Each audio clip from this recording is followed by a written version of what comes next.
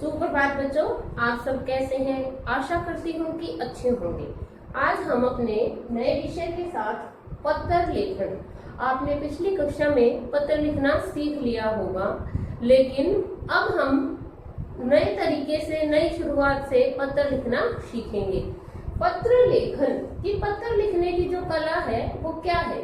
आज के समय में शायद आपको लगे कि पत्र लिखना कोई महत्वपूर्ण नहीं है, कोई आवश्यक नहीं है, क्योंकि आज हमारे पास संचार के साधन अत्यधिक हैं। हम फोन पर, व्हाट्सएप पर, ट्विटर पर, इंस्टाग्राम पर अलग अलग तरीके से अपने विचारों को प्रस्तुत कर लेते हैं, लेकिन फिर भी आधुनिक जीवन में पत्र का अत्यधिक महत्व है।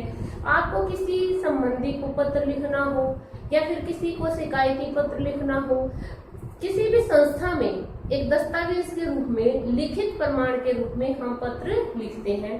तो पत्र, पहले जानते हैं कि पत्र होता क्या है। पत्र यह अपने विचारों को दूसरे व्यक्ति तक पहुंचाने का सबसे सस्ता और उत्तम साधन है कि जब हम दूर बैठे हुए व्यक्ति को अपने विचार पहुंचाते हैं कि हमारे अंदर किस प्रकार के विचार हैं, हम क्या कहना चाहते हैं, तो हम पत्र लेखन का प्रयोग करते हैं। तो बच्चों, अपने आप व्हाट्सएप पर, ट्विटर पर, फेसबुक पर अलग अलग प्रकार से अपने विचारों को व्यक्त कर सकते हैं। तो आप सोचते होंगे कि हमें पत्र लिखने की क्या आवश्यकता है, लेकिन कक्षा में जब पत्र लेखन सिखाया जाता है तो हमारे जीवन में उसका अत्यधिक महत्व होता है। आप आगे चलकर अपने भावी जीवन में इस कला का प्रयोग कर सकते हैं, क्योंकि जब आपको किसी बिजली अधिकारी को अपनी शिकायत लिखनी है तो वह आप फेसबुक पर, ट्विटर पर नहीं दे सकते, तो उसको लिखित रूप देने के लिए आपको पत्र अवश्य ही लिखना पड़ेगा। और उस भावी जीवन की तैयारी के लिए आपको अभी से तैयार किया जाता है, ताकि आप अपने जीवन में आगे चलकर किसी मुसीबत में ना पड़ो। इसलिए पत्र लेखन हमारे आजीवन काम आता है। तो पत्र लेखन समझ गए? पत्र क्या होता है? अपने भावों या विचारों को एक व्यक्ति तक पहुंचाने का एक साधन होता है। अब आप स्कूल में हो और आपको छुट्टी चाहिए, तो क्या आप अपनी क्लास टीचर को फेसबुक पर बोलोगे कि मैं आ जा नहीं सकता, मुझे छुट्टी चाहिए? ऐसा करोगे क्या? नहीं। तो उसके लिए भी आपको पत्र लेखन आना चाहिए। तो पत्र लेखन क्या है कि यह अपने विचारों का आदान प्रदान है, हम दूसरे व्यक्ति तक अपने विचारों को पहुंचाते हैं। अब नेक्स्ट है पत्र के प्रकार, कि पत्र कितने प्रकार का होता है। तो बच्चों, यह 2 प्रकार का होता है। एक होता है औपचारिक पत्र, एक होता है अनौपचारिक पत्र। औपचारिक पत्र क्या होते हैं कि औपचारिक पत्रों में हम क्या करते हैं? औपचारिक पत्र प्रार्थना पत्र के रूप में काम किए जाते हैं। जब हम किसी से रिक्वेस्ट करते हैं कि मान लो कि आपको प्रिंसिपल सर से छुट्टी चाहिए, तो क्या करोगे? वो प्रार्थना पत्र है। क्या है? प्रार्थना पत्र है। व्यवसायिक पत्र कि व्यवसाय से संबंधित, कि आपको अपना सामान यहाँ से कहीं और भेजना है, तो उसके लिए आपको किसी गाड़ी की आवश्यकता है, किसी और चीज की आवश्यकता है, तो उससे संबंधित अधिकारी को अपने व्यवसाय से संबंधित पत्र लिखोगे। और फिर है कार्यालय आदि पत्र, कार्यालय से संबंधित। जैसे आपने पत्र लिखना है, आपके वार्ड में बिजली ठीक प्रकार से नहीं आ रही है, तो उसकी समस्या के बारे में समाचार पत्र में आपको अपना आर्टिकल छपवाना है, अपना पत्र छपवाना है, तो वो कैसे लिखोगे? आपकी गली की सफाई ठीक प्रकार से नहीं हो पा रही, तो वो कैसे लिखोगे? तो वो होते हैं कार्यालय से संबंधित पत्र। दूसरे होते हैं अनौपचारिक पत्र। अनौपचारिक पत्र कौन से होते हैं? इनफॉर्मल लेटर भी कह सकते हैं आप। औपचारिक को फॉर्मल और अनौपचारिक को इनफॉर्मल लेटर कहते हैं। निजी या पारिवारिक होते हैं। निजी यानी कि आप अपने किसी दोस्त को, मित्र को या फिर सगे संबंधी को, आप हॉस्टल में रह रहे हो, आपको पैसों की आवश्यकता है, तो आप अपनी माता जी को पत्र लिखकर पैसे मंगवा सकते हो। तो वो किस में आते हैं? अनौपचारिक पत्र में। आपको अपने मित्र को बधाई देनी है, शुभकामना देनी है, सांत्वना देनी है, तो ऐसे पत्र अनौपचारिक पत्र में आते हैं।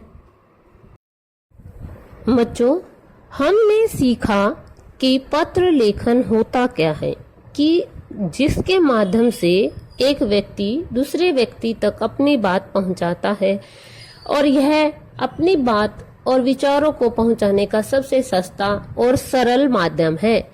तो बच्चों, अब हम देखते हैं कि एक पत्र लिखते समय हमें किन बातों का ध्यान रखना चाहिए। नंबर 1, पत्र में संक्षिप्त तथा प्रभावशाली ढंग से बात लिखनी चाहिए कि जो भी हम पत्र लिख रहे हैं उसमें बात क्या है, संक्षिप्त। संक्षिप्त का अर्थ है थोड़े शब्दों में, प्रभावशाली बहुत अच्छे ढंग से, जिसका प्रभाव दूसरे व्यक्ति पर जल्दी पड़े। नंबर 2, पत्र बाई ओर से लिखना आरंभ करना चाहिए, यानी कि जो आपका लेफ्ट हैंड है, बाई और लेफ्ट हैंड साइड से हमें पत्र लिखना चाहिए। सबसे पहले प्रेषक का पूरा पता व दिनांक लिखना चाहिए। अब आप ये बताओ कि प्रेषक कौन होता है। प्रेषक का अर्थ है जो पत्र भेज रहा है, यानी कि तुम पत्र भेज रहे हो तो तुम्हें पत्र भेजते समय अपना पूरा पता और दिनांक यानी डेट है जो वो लिखनी चाहिए।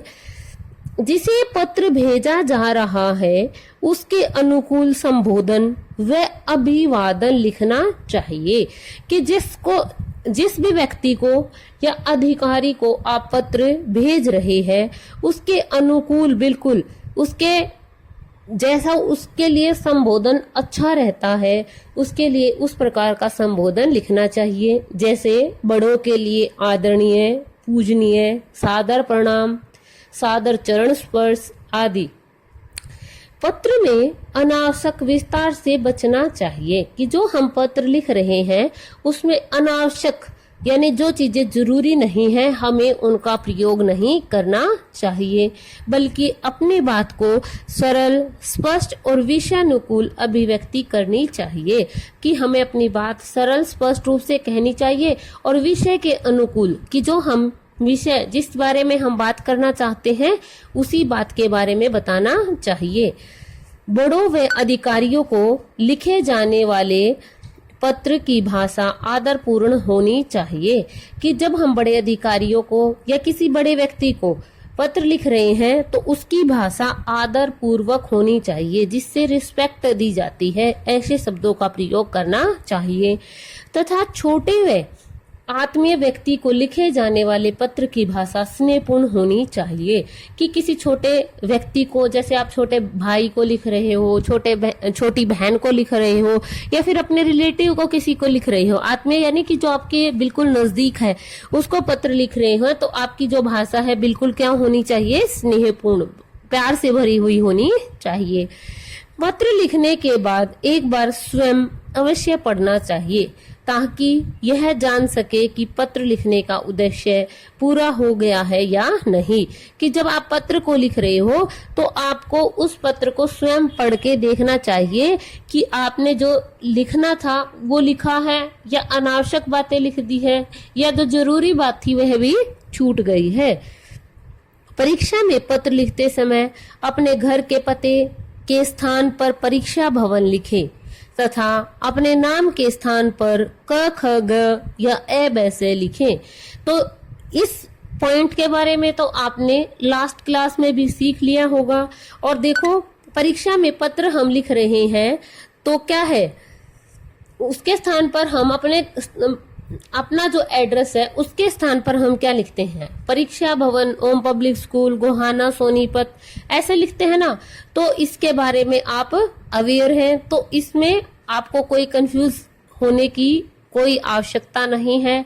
फिर भी अगर आपको कोई कंफ्यूजन लगता है तो आप कमेंट सेक्शन में लिखकर पूछ सकते हैं।